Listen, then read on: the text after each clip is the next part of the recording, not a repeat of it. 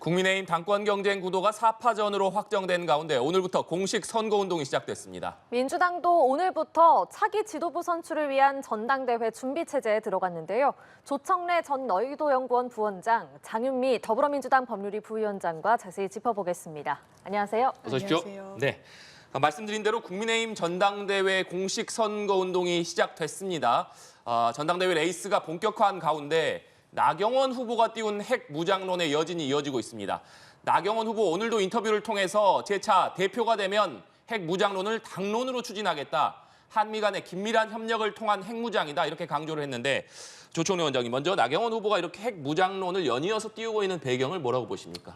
핵 무장론이 지금 그 보수 지지층들 사이에서 네. 이슈가 되고 있고요. 이 문제가 이제 공유된 지가 제법 오래됐지 않았습니까? 지금 북한의 핵 무력이 완성되는 단계에 들어갔고, 그리고 그것 때문에 동북아 질서에도 큰 변화가 생겼잖아요. 그러다 보니까 미국의 싱크탱크나 의회 내에서도 우리 핵 무장에 대한 의견들이 지금 나오고 있고, 최근에는 트럼프 전 미국 대통령도 주한미군 재배치 문제를 얘기하면서 핵 무장과 관련된 언급을 한 적이 있습니다. 그러니까 이게 흐름 자체는 자연스러워요. 근데 이거를 겨냥해서 나경원 의원께서 득표 전략을 이란 그런 생각도 있으시겠죠.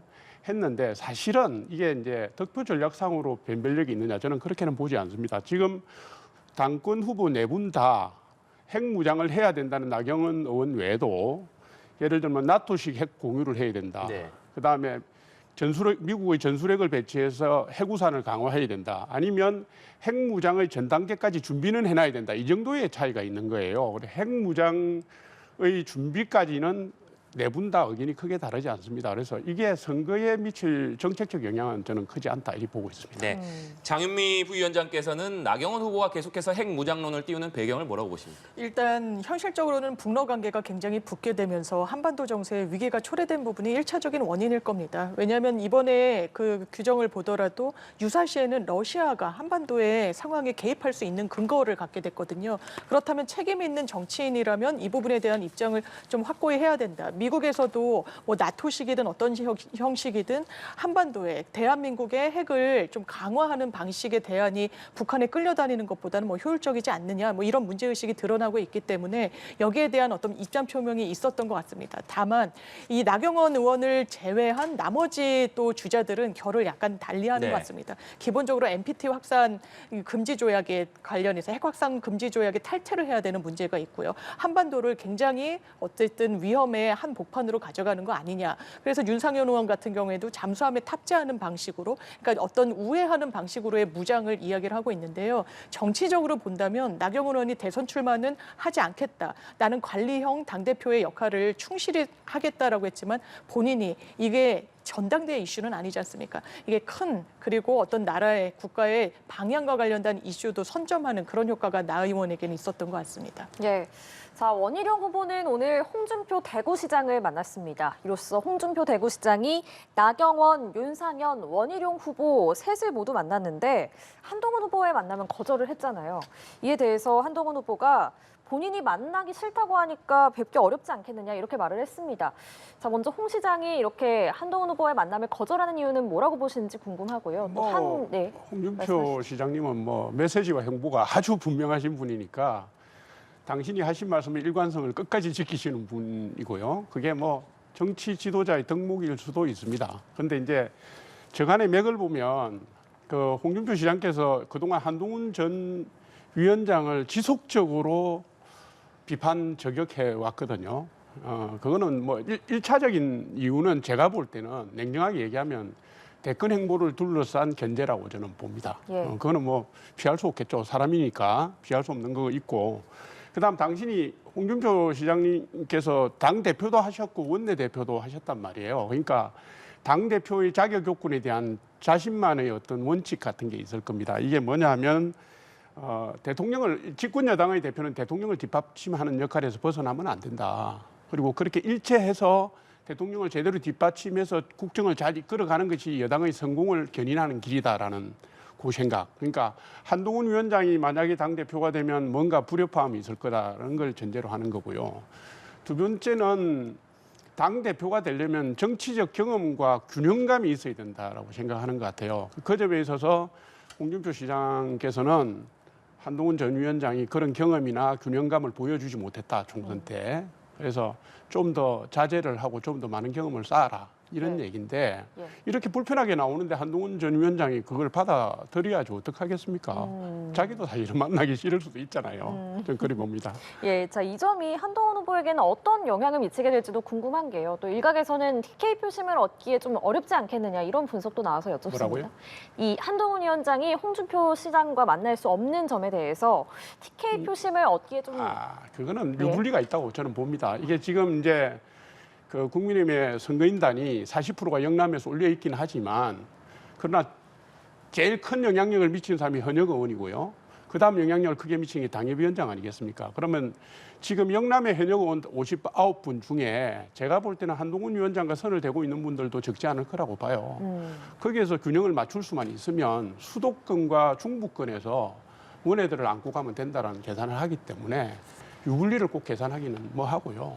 지금 한동훈 전 위원장한테는 그런 식의 세의 분리나 유리함보다는 메시지나 전략이나 구도의 문제가 더 중요할 겁니다. 그래서 그런 그림을 그리고 수도권 중심, 중도 중심으로 갈 거라고 저는 그렇게 봐요.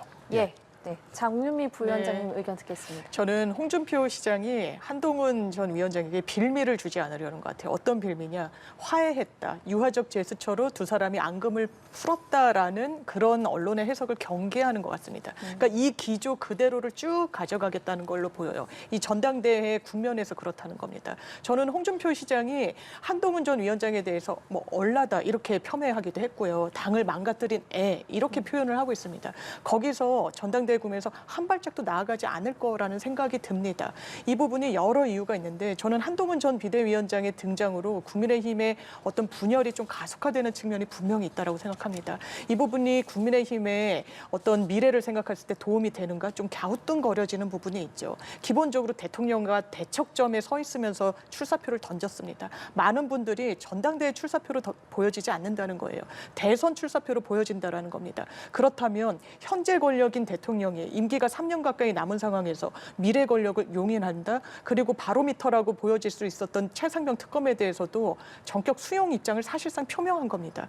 그거는 대통령실에서도 전련 이야기가 나온 게 이 수사의 특성상 지금 이 흘러가는 수순을 보면 대통령 턱밑까지 사실상 차올랐기 때문이에요. 이걸 과연 용인할 수 있을 것인가? 전통적인 지지층이, 전통적인 당원들이, 그리고 TK 맹주라고도 할 수 있는 홍준표 시장이 그런 어떤 여러 장애를 한동훈 전 위원장이 헤쳐나가야 되는 숙제가 있는데 그걸 과연 정치 경험이 아무래도 좀 부족하시기 때문에 매끄럽게 헤쳐나가실 수 있을까? 좀 우려되는 부분도 있는 게 사실인 것 같습니다. 네. 윤상현 후보는 한동훈 후보가 당대표가 되면 윤석열 대통령의 탈당 가능성을 배제하지 못한다 이렇게 주장을 했습니다. 이에 대해서 한동훈 위원장이 밑도 끝도 없고 합리적 근거도 없는 얘기다 이렇게 반박을 했는데 윤상현 의원이 이런 주장을 한 배경 그리고 한동훈 위원장이 즉각 강하게 반박을 했습니다. 어떻게 보십니까? 윤상현 의원께서 아마도 한동훈 전 위원장과 용산의 불화설을 자극해서 뭐 득표 활동의 지렛대로 삼으려고 하시는 것 같은데요.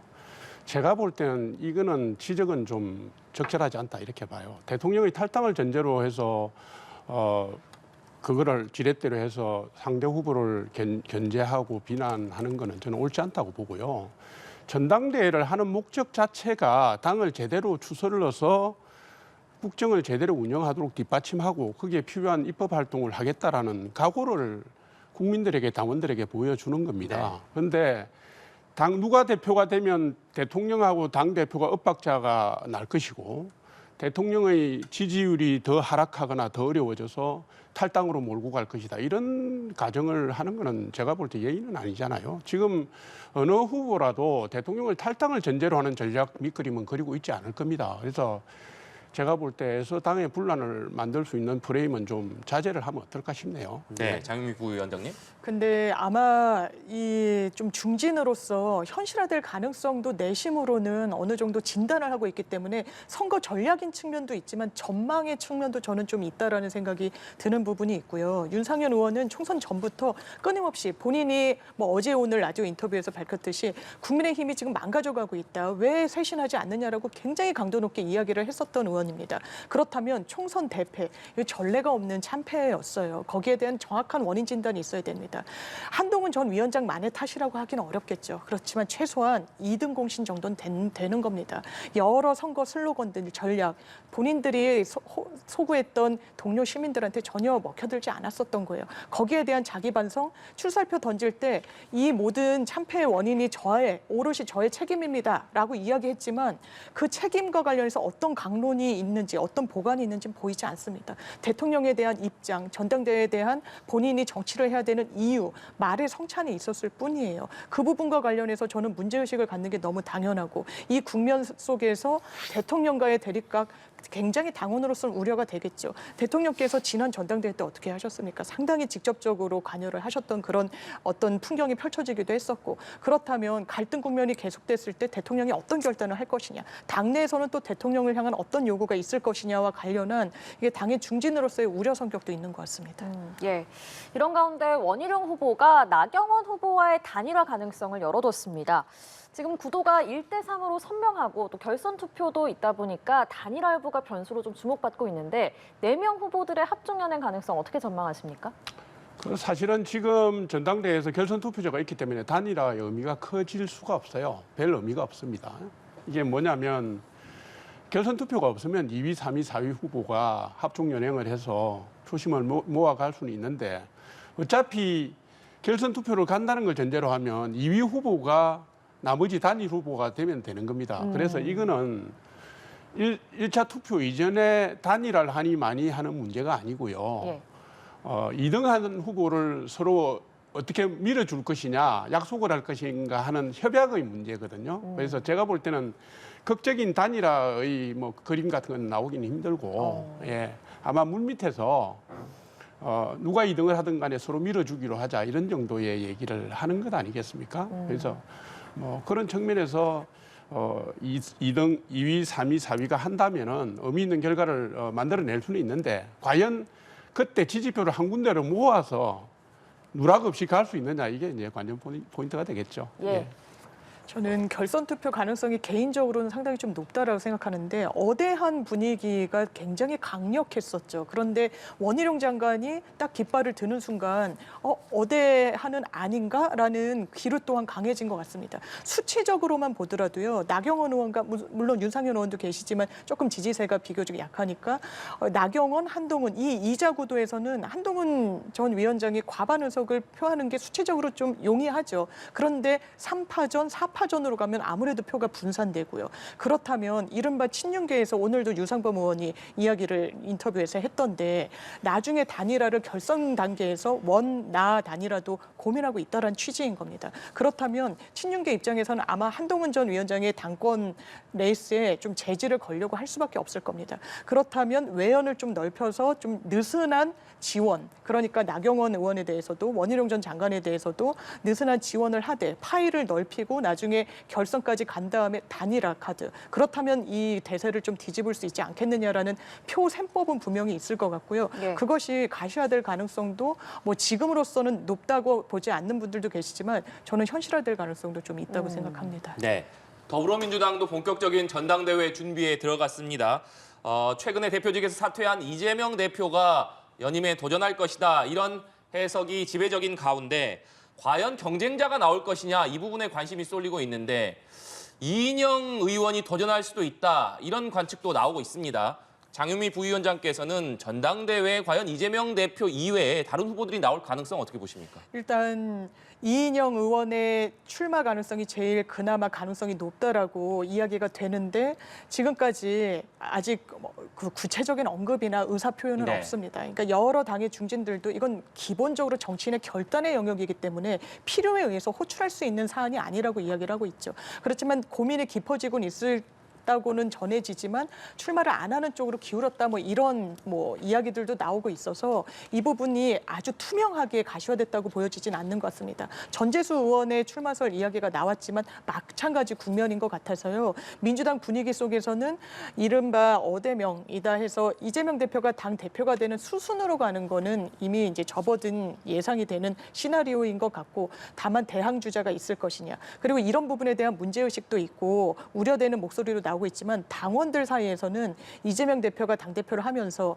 지금까지 지자체장을 하면서 보여줬던 그 선명성 그리고 능력치를 좀 보여줬다. 그 부분과 관련해서 당원들의 마음을 확실히 얻은 부분도 있는 게 사실인 것 같습니다. 어차피 대표는 이재명 대표가 될 것이다. 이런 분위기 속에서 과연 경쟁자가 나올 것인지 그리고 이렇게 이재명 대표 어차피 대표는 이재명이다. 이런 이대명이라는 이런 분위기가 이재명 대표 향후 대권 가도에도 도움이 될 것인지 그 부분은 어떻게 전망하십니까?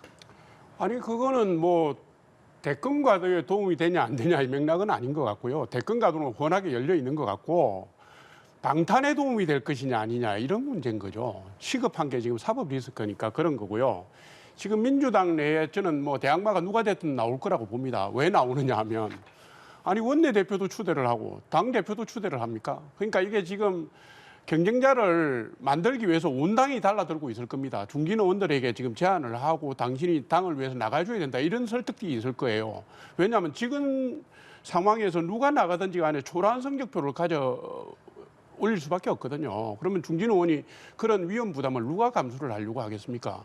한 가지 가능성이 있다면 이재명 대표가 민주당의 당헌 당규가 바뀌었지만 어쨌든 이재명 대표가 2026년 3월, 4월에 지방선거 공천을 하고 나면 대표직에서 물러나지 않겠습니까? 그러면 포스트 이재명의 민주당을 누가 끌고 갈 것이냐. 그걸 놓고 봤을 때 지금 당대표 경선에라도 나가는 게 도움이 되느냐. 내가 나가서 이재명 대표에게 흥행의 불쏘시개가 돼주고 이재명 대표를 도와주는 게 내 정치적 행보에 맞느냐. 이걸 고민하겠죠. 그러니까 그게 아니라면 지금 누가 나가도 아주 저조한 성적표를 받을 수밖에 없거든요. 그런 상황이라고 봅니다. 예, 지금 이런 또 대명 기류에서 최고위원 도전하겠다는 후보들이 친명 경쟁을 한다 이런 평가가 나오는데요. 이에 대해서 민주당 내부에서도 좀 비판의 목소리가 나왔습니다. 친명계 정성호 의원이 최고위원으로서 비전과 가치를 제시해야지 이 전 대표와 가깝다는 얘기만 해서는 부족하다 이렇게 말을 한 건데 장윤미 부위원장께서는 이 상황 어떻게 지켜보고 계세요? 공감이 되죠. 일단 개개인의 국회의원들은 선출된 국민으로부터 선택을 받았고 본인의 정치를 국민 눈높이에 맞춰서 해야 될 의무를 갖는 사람들입니다. 그렇다면 자기 비전 그리고 자기의 정치적인 어떤 그 정체성을 갖고 정치를 하는 게 맞는 거죠. 이제 그럼에도 불구하고 너무 이재명 대표의 어떤 그 상수로 두고 본인을 마치 거기에 이제 딸린 변수처럼 이렇게 정치를 하는 거 아니냐라는 문제의식이 있는 것 같습니다. 다만 지금 민주당의 기류에서는 당대표의 연임이 민주당에 도움이 될 거라는 또 분위기도 있는 것 같습니다. 이를테면 뭐 국민연금 개혁이나 이제 집권 여당이 상당히 좀 무능력하고 무기력한 부분을 좀 보여줬던 게 저는 없지 않다라고 생각합니다. 그랬을 때 선점하듯이 어쨌든 정책 이슈를 띄우고 여론을 환기하면서 입법적인 힘까지 만들어가는 거를 어쨌든 목도를 했단 말이에요. 그게 이재명 대표 체계에서 민주당에서 보여줬던 모습인 것 같습니다. 뭐 종부세 문제도 대통령의 어떤 대선 공약이시기는 했지만 거기에 대한 문제의식이 민주당에서도 많이 있었죠. 손질해야 된다. 그랬을 때 기재위 열고 거기와 관련된 여론 수렴하고 움직이는 그런 부분들 국민의힘은 출석하지 않았었습니다. 이게 대비되는 모습을 만들어낸 지도부의 어떤 평가가 분명히 선행되는 부분이 있어서 본인의 비전을 갖고 정치하는 그 행보 속에서도 이재명 대표의 당대표 체제에서의 최고위원 이런 언급이 나오는 것도 맥락이 있는 것 같습니다. 예, 조청래 부위원장님. 최고위원에 출마를 하는 분이 유력한 당대표 후보를 마케팅의 지렛대로 쓰는 건 당연한 겁니다. 그 뭐라 그럴 수가 없죠. 누구라도 당선이 돼야 되니까요. 근데 지금 이제 민주당의 현상은 뭐냐면 이게 이재명 1인 4당화가 너무 깊숙하게 진행이 되니까 국민들에게 보시기에 이게 좀 짜증나게 만드는 거 아니냐 이런 우려 때문에 그런 얘기들이 나오는 건데요. 지금 민주당의 제가 흐름을 볼 때는 뭐 누가 비판을 하더라도 그 흐름을 멈출 방법은 없어 보이고요.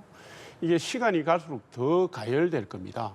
왜냐하면 대통령 선거 한 2년 10개월 정도 남았기 때문에 민주당에서는 부동의 대통령 후보가 이재명 대표 아니겠습니까? 그리고 지금 강성 지지 세력들이 다 이재명 대표의 팬덤화돼 있고요. 이분들이 지금 권리당원으로 확장되고 대의원으로 선출되고 신청되고 하고 있는 상황이기 때문에 지금 누가 최고위원을 나오든 누가 뭐 원내대표를 하든 당직을 맡든 이거를 거스르고 갈 수 있는 분위기가 민주당이 아니다.